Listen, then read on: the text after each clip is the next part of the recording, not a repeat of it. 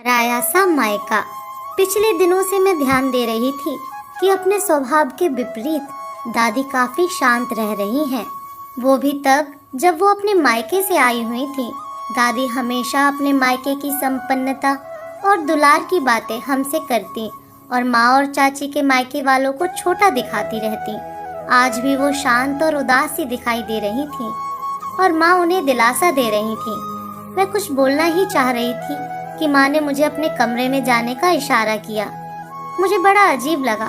थोड़ी देर बाद दादी अपने कमरे में चली गई तो मैं किचन में जाकर माँ से पूछने लगी, क्या हुआ है माँ? दादी आजकल इतनी चुप सी क्यों है और तुम्हें और चाची को कुछ बोल क्यों नहीं रही हैं? माँ ने मुझे बाद में बताने का बोल वापस मुझे अपने कमरे में जाने को बोल दिया।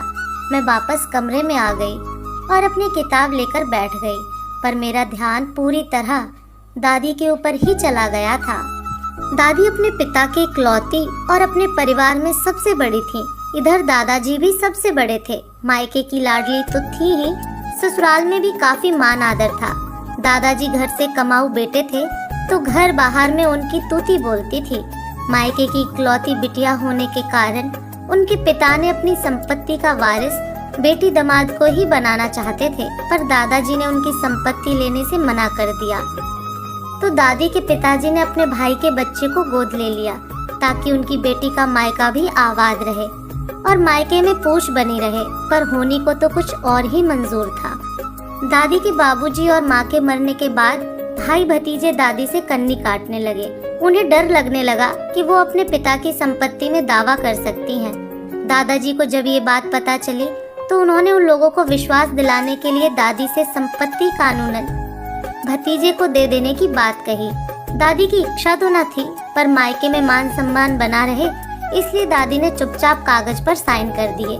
कुछ दिनों तक तो दादी को काफी मान सम्मान मिला, पर दादाजी के मौत के बाद उनके भतीजे शंभू ने साफ नजरें फेर ली। दादी को कभी जरूरत नहीं पड़ी मायके की संपत्ति की, तो उन्होंने भी इस बात को ज्यादा तूल न दिया, पर हमेशा हम बच्चों और माँ चाची से अपनी मायके की संपन्नता का जिक्र करती रहती थी। हम बच्चों के लिए तो ये सब परियों की कहानियों की तरह ही होता, पर माँ और चाची खुद को काफी छोटा समझती अपनी सासू माँ के सामने। दादी के मायके के गांव में एक नया मंदिर बना था। दादी काफी दिनों से उस मंदिर में दर्शन के लिए जाना चाह रही थी। 2 दिन पहले ही पापा और माँ उन्हें लेकर दर्शन कराने गए थे, पर जब से वो आई हैं काफी दुखी और खोई खोई सी हैं। थोड़ी देर में माँ जब मेरे कमरे में दूध का गिलास देने आई तो मैं माँ को झुंझुलाते हुए बोली, क्या राज छुपा रही हो माँ? बताओ भी, दादी इतनी दुखी क्यों है? क्या हुआ है आखिर? माँ आकर मेरे कमरे में बैठ गई, फिर बोली, आज दादी के दिलो दिमाग से अपने मायके के होने का भी भ्रम मिट गया है। दुनिया किसी भी बेटी के साथ कभी ऐसा न हो। माँ भी दुखी हो गई। मैं बोली, लेकिन हुआ क्या माँ? माँ दुखी स्वर में बोली, उस दिन जब हम दादी के गांव पहुँचे तो 10 बज चुके थे, तो तेरे पापा बोले पहले मंदिर दर्शन कर लो, फिर वापसी में नाना के घर दादी का मायका चलेंगे। मंदिर का रास्ता नानी के घर से होकर ही था।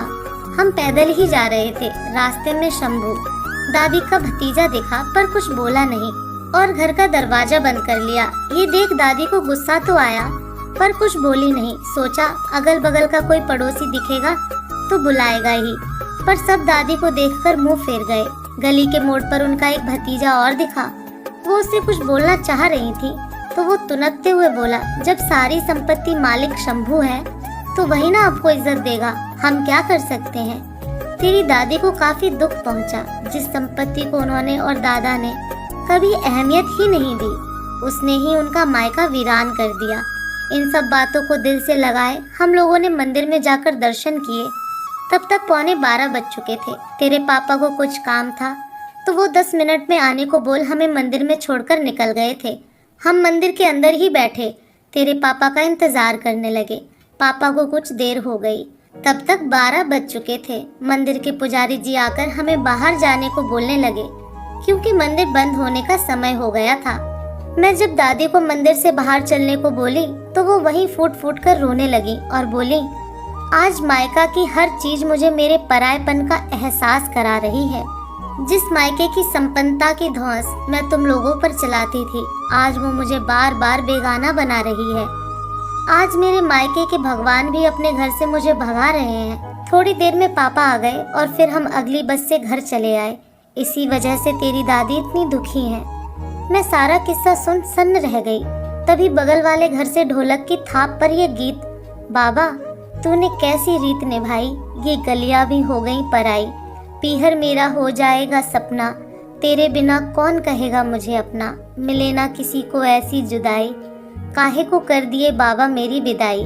मैंने दादी के कमरे में जाकर देखा तो वो गाने के बोल सुन फूट फूट कर रो रही थी।